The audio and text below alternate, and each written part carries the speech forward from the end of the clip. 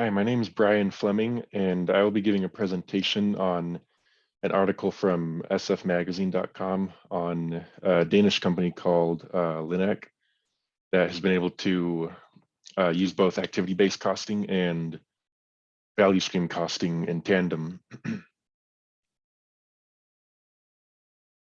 As an introduction, this article referenced a survey of 368 companies, 62 of which reported that using lean production, they were able to employ both activity-based costing and value stream costing in tandem. And those same companies were also, they reported the highest level of performance improvements from lean initiatives.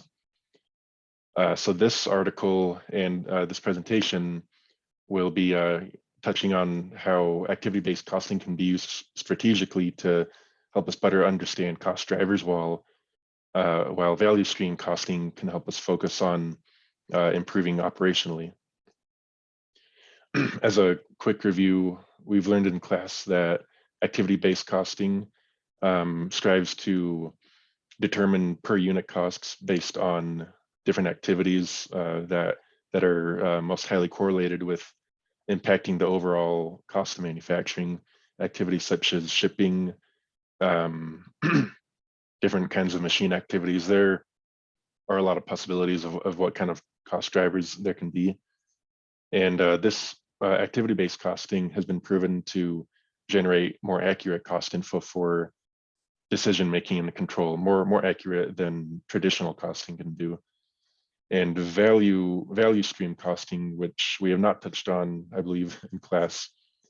In this method, each product is treated as a separate value stream, and the variation in resource usage is between value streams, not within them. And while it certainly is difficult to combine any two costing methods, successfully combining both ABC and VSC would generate easy to understand income statements. But on the flip side, in contrast, it would be expensive to maintain and would, of course, have greater complexity there.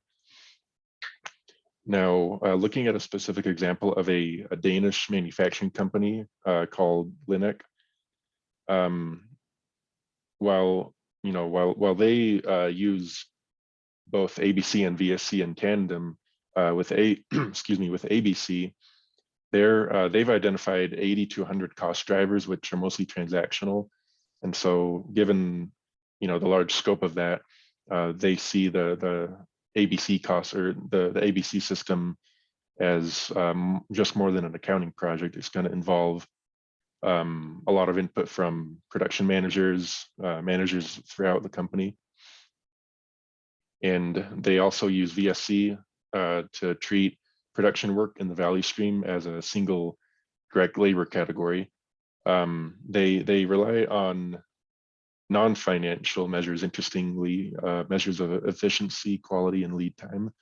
And as we can see to the right side, 3 different contribution margins, the first of which takes into account variable manufacturing costs, the second takes into effect quality costs, and the third, capacity costs, depreciation, and others. A few lessons that we can take from this example: by using the 2 systems in tandem, other companies can reap the same benefits that Linek sees, such as efficiently providing reasonably accurate product and customer related cost information. Even though managers can be afraid of transactions building up and building up or increasing the total costs, they should rather focus on modifying processes to reduce unevenness and improve flow. And even though the system may not be ideal, economic Darwinism suggests that since it is working, it's worth pursuing. ABC on its own can provide customers useful cost information, as well as other things, while value stream costing, the value or the benefit there is that the information it yields is easily understood and promotes continuous improvement. But it's certainly beneficial if if the two systems can be combined. So to end, some tips on using a dual system, combining these two, would be to organize by value stream rather than by functional department. Rely on non-financial measures to control operations, but use financial measures to determine if those operations are yielding improved financial results. Use ABC for customer and supplier information for strategic planning, and use use value-based pricing rather than cost-based pricing whenever possible.